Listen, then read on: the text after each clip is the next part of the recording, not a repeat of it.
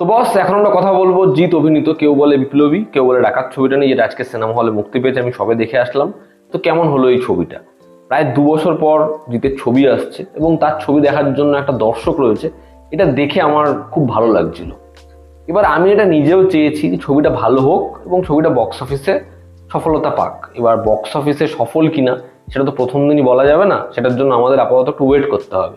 কিন্তু প্রশ্ন, ছবিটা কি ভালো হয়েছে?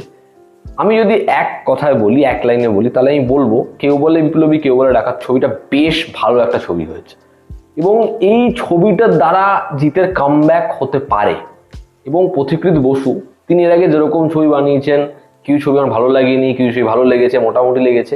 আমার মনে হয় তার শেষ যতগুলো কাজ সব থেকে বেটার ছবি হচ্ছে কেউ বলে বিপ্লবী কেউ বলে ডাকাত। ছবিটা একটা ভালো ছবি হয়েছে ওভারঅলে। ছবির গল্পটা আমি একটু করে বলছি। এখানে বিপ্লবী অনন্ত সিংহ স্বাধীনতা সংগ্রামে তার পার্টিসিপেশন এবং কিভাবে সে লড়াই চালিয়েছিল এবং তারপর দেশ স্বাধীন হয়। কিন্তু এই স্বাধীন ভারতে তার ঠাঁই কি হয়, সে কি ফেস করে, তার কাছের মানুষেরা কি ফেস করে, তারপর তার এই লড়াই আবার শুরু হয় এবং ইনভেস্টিগেশন অফিসার যে, সে ইনভেস্টিগেশন করে কি পাচ্ছে এবং সেটা আলটিমেটলি যাচ্ছে কোথায়, এই নিয়েই হচ্ছে এই ছবির গল্পের থেকে বেশি জানতে হলে আপনাকে নিকটবর্তী সিনেমা হলে কি ছবিটা দেখতে হবে। ছবির পজিটিভ দিক, নেগেটিভ দিক। ছবির প্রথম যেটা পজিটিভ দিক সেটা হচ্ছে এই ছবিতে না যে ড্রামার পোর্শনগুলো, সেগুলো মূলত ওয়ার্ক করে এবং এই ড্রামাটা ওয়ার্ক করছে বলে ছবিটা ইমোশনালি কানেক্ট হচ্ছে। যদি ইমোশনটা ফিল না করা যায় তাহলে কিন্তু যতই মার প্যাচ স্ক্রিন প্লের, যতই দৃশ্যায়ন হোক, সেটা কখনো ওয়ার্ক করবে না। এই ছবির ড্রামাটা ওয়ার্ক করার জন্য এই ছবিটা না একটা মালা গাঁথা যেরকম হয়, যে একটা সূত্রে গাঁথা রয়েছে, সেরকম ফিল হয়। যে কারণে ছবির যখন থেকে ফ্ল্যাশব্যাক পোর্শনটা আসে ফার্স্ট হাফ থেকে, সেখান থেকে ছবিটা জমে যায়। ইন্টারমিশনের যে পয়েন্টটা হয় সেখানে একটা মনে হয় ভাই হাততালি দিই, এবং সেকেন্ড হাফে যখন ছবিটা ঢোকে, ছবিটা আবার আস্তে আস্তে আস্তে আস্তে গ্রাউন্ডটা তৈরি করতে পারে। তো ছবিটা ইমোশনালি আমার সাথে অ্যাটাচ থাকতে পেরেছে। সেকেন্ড পজিটিভ দিক হচ্ছে এখানে পারফরমেন্সেস ভালো। এই ছবিতে জিৎ খুব খুব ভালো কাজ করেছে। জিতের এই যে এতগুলো লুক, সে অ্যাকশনও করছে, আমি বলছি এগুলো না সব হচ্ছে পরে, আগে হচ্ছে পারফরমেন্স। জিৎ যেরকম ভাবে ছবিতে পারফর্ম করেছে, মূলত ইমোশনাল সিনে, কোর্ট রুমের একটা সিন রয়েছে, সেখানে সেই পার্টিকুলার প্রত্যেকটা জায়গা না ভীষণভাবে ওয়ার্ক করে। তার পারফরমেন্সটা বোঝা যায় যে ভালো অ্যাক্টর তো যদি জায়গা পায় খুব ভালো কাজ করে। তো জিতের পারফরমেন্স ছবিতে আনডাউটেডলি খুবই ভালো। যদি টোটার কথা বলি, টোটা রয় চৌধুরী না এর থেকে অনেক বেটার কাজ করেছে।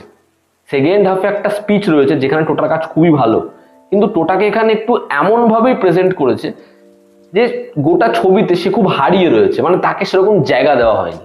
কিন্তু যেই জায়গাটা সে পেয়েছে সেখানে ভালো কাজ করেছে। টোটা ভালো নিজের জায়গায়।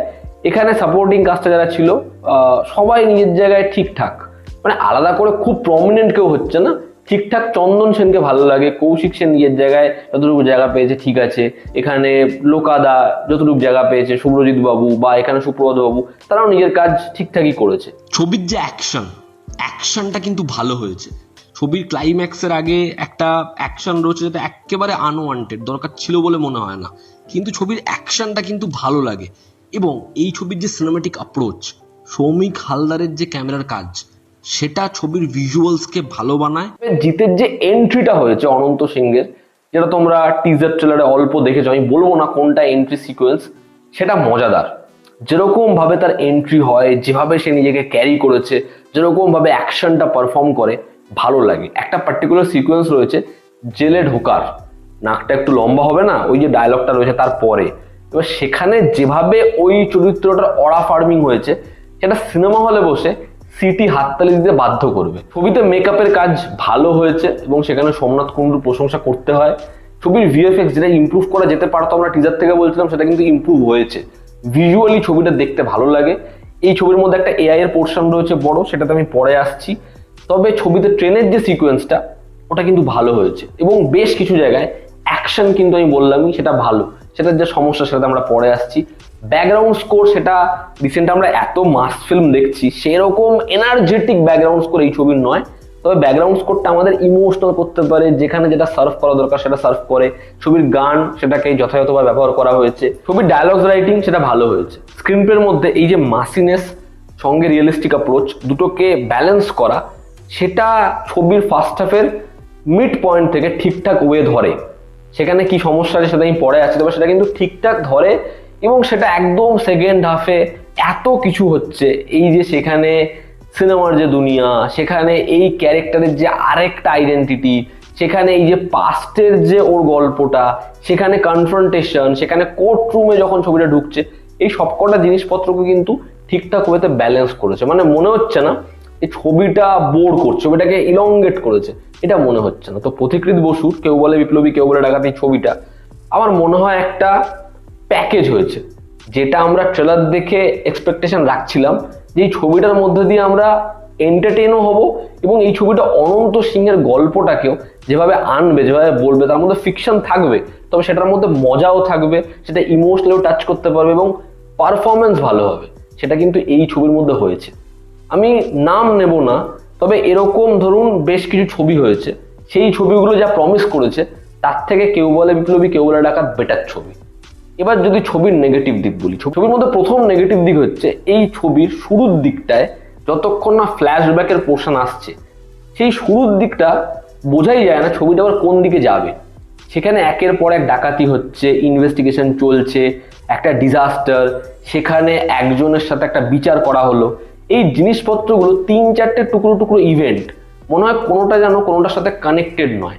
এবং এই চরিত্রটা ঘিরে যে মিস্ট্রি তৈরি হবে, সেই থ্রিলিং ভাইবসটা আমরা পাই না, সেই রহস্যটা একেবারেই উৎপন্ন হয় না ছবির প্রথম 20-25 মিনিটে। ছবিতে এই যে প্রেক্ষাপট, যে টাইম লাইনটার কথা বলছে, সেটা যেন বারবার ছবিটা হারিয়ে ফেলছে। ছবিতে একটা ক্যারেক্টারকে কিডন্যাপ করার সিন রয়েছে একটা ওয়াশরুমের মধ্যে, সেখানে যেরকম বেসিন, যেরকম কল, যেরকম মিরর, আমি দেখে ভাবছি এটা কি 2026? এখানে টোটা রয় চৌধুরীর সাথে জিতের যে ফেস অফটা আমরা এক্সপেকটেশন রাখি, সেটা ট্রেলারের মতোই, মানে সেখানে কোনো ফেস অফই নেই, সেটা জাস্ট আসে এবং একেবারে গায়েব হয়ে যায়। এবং ছবির ক্ষেত্রে একটা এরকম কন্টিনিউটি জার্ক, ধরুন ভার্ডিক্টের আগে, কেস চলার আগে একটা অ্যাকশন সিকোয়েন্স রয়েছে, সেখানে প্রায় দাড়ি গালে হালকা রয়েছে, কিন্তু যখন কোর্টে আসছে এক গাল দাড়ি। এবং এআই এর একটা পোর্শন, সেটার বড় উদাহরণ, যেই পার্টিকুলার জায়গাটা অনেকের ভালো লাগতে পারে, আমার ভালো লাগেনি। বাট ওভারঅল কেউ বলে বিপ্লবী কেউ বলে ডাকাত এই ছবিটা গিমিক নয়, যেটা আমাদের এখানে ম্যাক্সিমাম বাংলা ছবি হয়ে থাকে। এই ছবিটার যে ইন্টেনশন, তার মধ্যে অনেস্টি রয়েছে, সেখানে পারফর্মারের কাজ ভালো, ছবিটা ইমোশনাল করতে পারে, ছবির মধ্যে বেশ এমন কিছু মোমেন্টস রয়েছে যেগুলো মজার, প্যারালালি সেগুলো ইমোশনালও করতে পারে। এখানে অনন্ত সিংহের গল্পটাকে যেভাবে বলছে তার মধ্যে ফিকশন রয়েছে, তবে সেটা এনজয়েবল। তো ওভারঅল আমার কাছে কেউ বলে বিপ্লবী কেউ বলে ডাকাতের একটা বেশ ভালো ছবি। তোমরা যারা দেখেছো তোমাদের কি অপিনিয়ন জানিও, জনতা আমাদের পাশে আছে। আবার দেখা হচ্ছে, টেক কেয়ার।